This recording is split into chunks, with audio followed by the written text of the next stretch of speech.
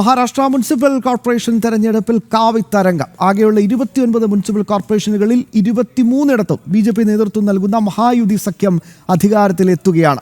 വാശിയേറിയ പോരാട്ടം നടന്ന ബൃഹൻ മുംബൈ മുനിസിപ്പൽ കോർപ്പറേഷനിൽ ശിവസേനയെ തറ പറ്റിച്ചായിരുന്നു BJP സഖ്യത്തിന്റെ മിന്നും ജയം. മുംബൈ, നവി മുംബൈ, നാഗ്പൂർ, പൂനെ, താനെ, നാസിക്, പിംപ്രി ചിഞ്ചുവാഡ്, പൻവേൽ, കല്യാൺ ഡോംബിവാലി, സംഭാജി നഗർ എന്നിങ്ങനെ എണ്ണം പറഞ്ഞ 23 മുനിസിപ്പൽ കോർപ്പറേഷനുകളിൽ ദേശീയതയുടെ തേരോട്ടം. താക്കറെ കുടുംബം ഒന്നിച്ചിറങ്ങി BJPയെ വെല്ലുവിളിച്ച ബൃഹൻ മുംബൈ മുനിസിപ്പൽ കോർപ്പറേഷനിലും കാവി കൊടുങ്കാറ്റ് വീശി.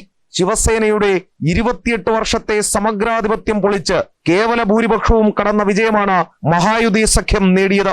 भारत के सांस्कृतिक गौरव और आर्थिक समृद्धि दोनों के लिए विकास की इस नई इबारत को जो हम प्रधानमंत्री श्री नरेंद्र मोदी जी के रूप में लिख रहे हैं, उसके ऊपर महाराष्ट्र की जनता ने मोहर लगाई है. ആകെയുള്ള 2869 വാർഡുകളിൽ BJP 1500 സീറ്റുകൾ നേടി. ശിവസേന ഷിൻഡെ വിഭാഗം 400 സീറ്റുകളുമായി രണ്ടാമതെത്തി. കോൺഗ്രസ് 300 ശിവസേന ഉദ്ധവ് താക്കറെ വിഭാഗം 200 സീറ്റുകളും നേടി.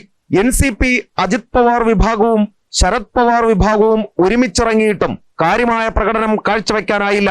അസദുദ്ദീൻ ഒവൈസിയുടെ AIMIM ഭേദപ്പെട്ട പ്രകടനം കാഴ്ചവെച്ചപ്പോൾ രാജ് താക്കറെയുടെ മഹാരാഷ്ട്ര നവനിർമ്മാൺ സേന ദയനീയ പ്രകടനമാണ് നടത്തിയത്.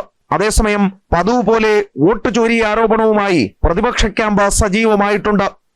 എസ് ശ്രീകാന്ത്, ജനം, ഡൽഹി.